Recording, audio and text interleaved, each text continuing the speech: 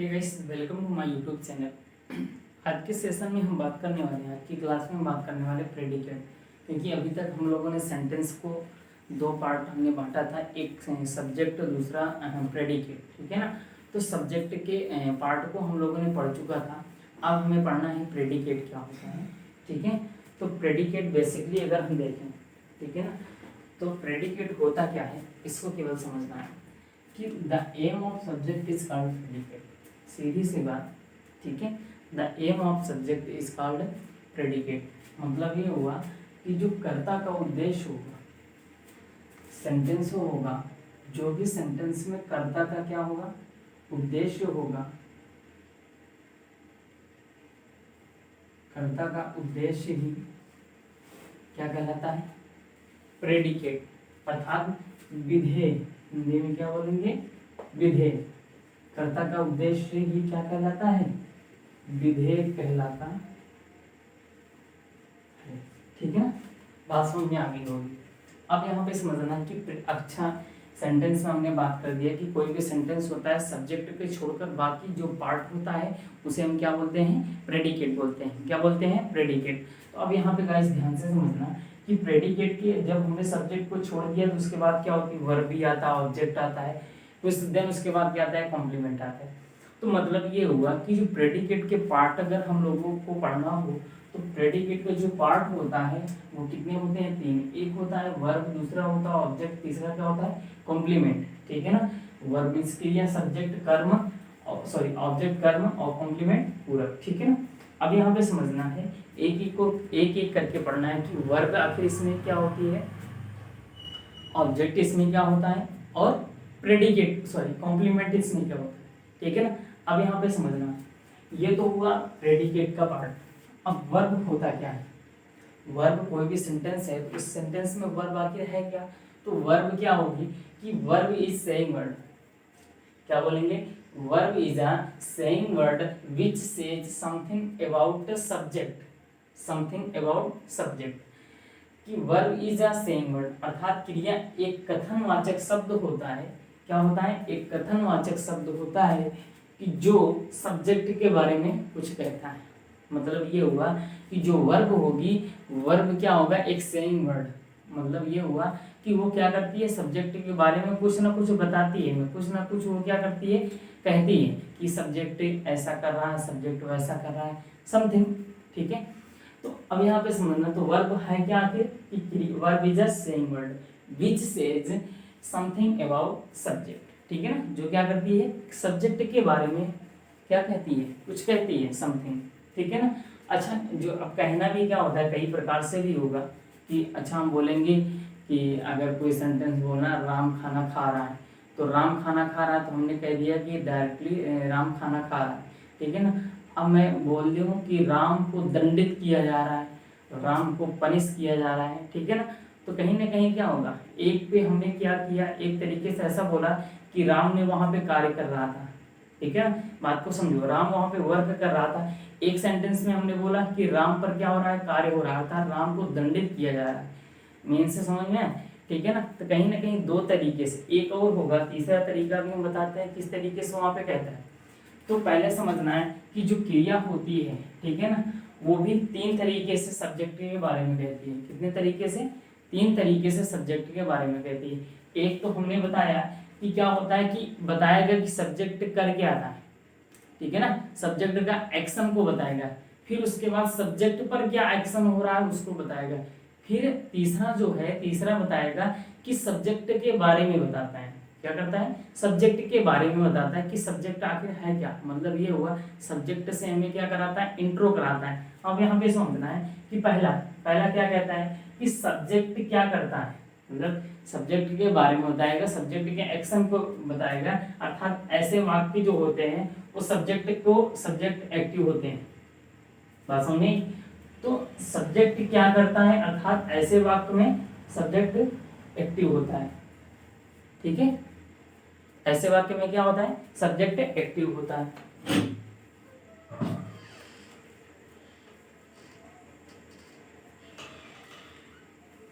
चलो, तो अब यहाँ पे समझना है कि जैसे एग्जाम्पल के तौर पे देखें, ही रीड्स, वह पढ़ता है, दे हेल्प द अदर्स, वे दूसरों की क्या करते हैं, मदद करते हैं। मतलब यहाँ पे जो सब्जेक्ट है वो क्या है, एक्टिव है ना, वो कार्य कर रहा है, कार्य क्या कर रहा है, वो कार्य कर रहा है। मतलब ये हुआ कि जो पहला बोलेगा वो सब्जेक्ट के एक्शन को बताएगा, जो क्या करेगा, वो काम कर रहा होगा। ठीक है ना। अब यहाँ पर दूसरा समझना है, दूसरा क्या कहता है। और एक चीज यहाँ पे यहाँ समझना है कि ऐसे सेंटेंस को हम क्या बोलेंगे, एक्टिव वॉइस। किसमें होते हैं, एक्टिव वॉइस में। क्यों, क्योंकि इसके जो सब्जेक्ट होते हैं वो क्या होते हैं, एक्टिव होते हैं। बात समझ में आई ना। दूसरा क्या कहता है कि क्रिया यह भी कहती है कि सब्जेक्ट पर क्या होता है, सब्जेक्ट पर क्या होता है, अर्थात सब्जेक्ट पर क्या एक्शन हो रहा है उसके बारे में क्या करती है, कौन बताती है, वर्ब बताती है। ठीक है ना। अर्थात सब्जेक्ट कार्य करता नहीं है, बल्कि सब्जेक्ट पर कार्य होता है। जैसे एग्जाम्पल के तौर पे हम देखते हैं कि English is start here, English is start here, यहाँ पर इंग्लिश क्या कही जा रही है, पढ़ाई जा रही है।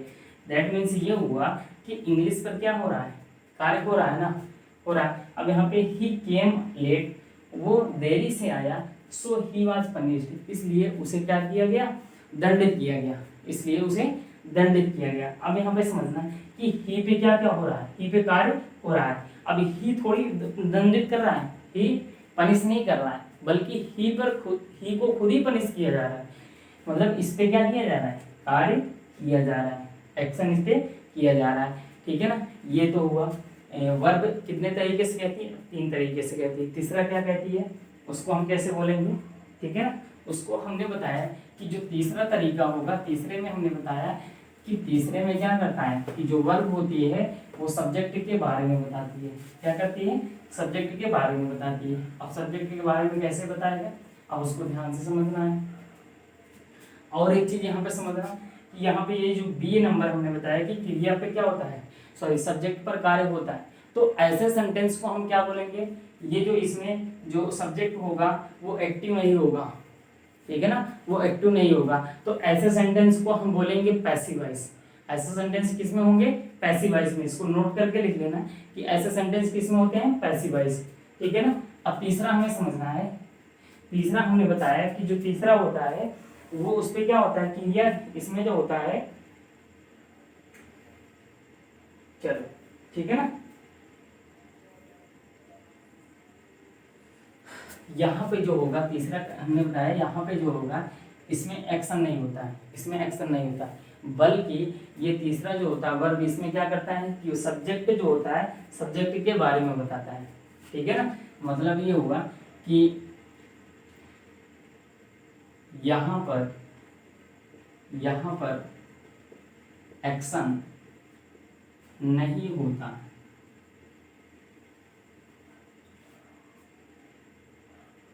एक्शन नहीं होता, अर्थात क्रिया सब्जेक्ट के बारे में बताती है। ठीक है ना। हमने कहा कि जो तीसरा जो वर्ब होगा वो क्या करेगा, क्रिया जो होगी वो उसमें उस सेंटेंस में एक्शन नहीं होगा, बल्कि वो क्या करेगा, सब्जेक्ट के बारे में बताएगा। क्या करेगा, सब्जेक्ट के बारे में बताते हैं। कैसे, जैसे मैं बोलूं एग्जाम्पल कि she is intelligent, she is intelligent, वह क्या है, बुद्धिमान। क्या है, बुद्धिमान, सॉरी वो क्या है, बुद्धिमान है। अब यहाँ पे समझना कि वो बुद्धिमान है, तो दैट मीन्स यहाँ पे क्या हो रहा है कि उसके बारे में बताया जा रहा है ना, उसके बारे में बताया जा रहा है ना कि यहाँ पे जो लड़की है वो क्या है, बुद्धिमान, क्या है, बुद्धिमान है। जैसे मैं बोलूं कि students are honest, students are honest, मतलब ये हुआ कि जो छात्र हैं वो क्या हैं, ईमानदार हैं। छात्र क्या हैं, ईमानदार है। दैट मीन्स ये हुआ कि यहाँ पे जो वर्ब है, यहाँ पे जो वर्ब है वो क्या कर रही है, सब्जेक्ट के बारे में हमें क्या कर रही है, बता रही है कि सब्जेक्ट है क्या। यहाँ पे सी क्या है, बुद्धिमान है, स्टूडेंट क्या है, ऑनेस्ट है। ठीक है ना। तो ये हुआ कि वर्ब का पार्ट, कि वर्ब जो होता है वो क्या कितने तरीके से क्या होती है, प्रयोग होती है, और क्या क्या उसका कार्य होता है सेंटेंस में। ठीक है ना, हमने बताया कि जो वर्ब होती है वो सब्जेक्ट के बारे में क्या होती है, 3 तरीके से कहती है। कितने तरीके से, 3 तरीके से कहती है। ठीक है ना। अब यहाँ पे एक चीज समझना कि अब हम जो पढ़ेंगे, जो वर्ब को टाइप्स पढ़ेंगे, वर्ब का टाइप्स, अब इसके बाद एक एक करके टाइप्स पढ़ेंगे। तो वर्ब जो होता है, ठीक है ना, मैं आज बता दे रहा हूं, वर्ब जो होगा वो 2 तरीके से होती है। कितने तरीके से होती है, 2 तरीके से। पहला क्या होता है, मेन वर्ब, पहला क्या होता है मेन वर्ब, और दूसरा क्या होता है एक्सल्ली वर्ब, एक्सल्ली वर्ब। इसी को हम बोलते हैं हेल्पिंग वर्ब। क्या बोलते हैं, हेल्पिंग वर्ब। ठीक है। अब इसको हम क्या करेंगे, मेन वर्ब क्या होता है, हेल्पिंग वर्ब क्या होता है, या एक्सल्ली वर्ब क्या होता है। अब इसको एक एक करके पढ़ेंगे। अब इसी के अंतर्गत हमें पढ़ना है मॉडल वर्ब। क्या पढ़ना है, मॉडल वर्ब। ठीक है ना। तो आज अच्छा ये भी यहाँ पे समझ लेना कि मेन वर्ब और एक्सल्ली वर्ब है क्या। ठीक है ना, थोड़ा से इंट्रो समझ लो कि मेन वर्ब ऐसा समझ सकते हो कि मेन वर्ब मतलब ये हुआ कि ऐसी वर्ब जिसमें क्या होता है, एक्शन होता है, वो क्या कहलाएगी, मेन वर्ब कहलाएगा। ठीक है ना। और जिसमें एक्शन नहीं होता है उसे हम क्या बोलेंगे, एक्सल्ली वर्ब। क्या बोलेंगे, एक्सल्ली वर्ब। ठीक है ना। तो आज के क्लास में बस इतना। तो प्लीज़ अभी तक अगर मेरे चैनल को सब्सक्राइब नहीं किया तो प्लीज़ चैनल को सब्सक्राइब कीजिए, लाइक कीजिए, और जितना ज़्यादा शेयर कर सकिए उतना ज़्यादा शेयर कीजिए, ताकि और लोगों के पास ये वीडियो पहुंच सके, वो भी क्या करें, इस वीडियो को देख सकें, ताकि उनको भी क्या मिले, हेल्प मिले। ठीक है ना। तो okay guys, bye, take care.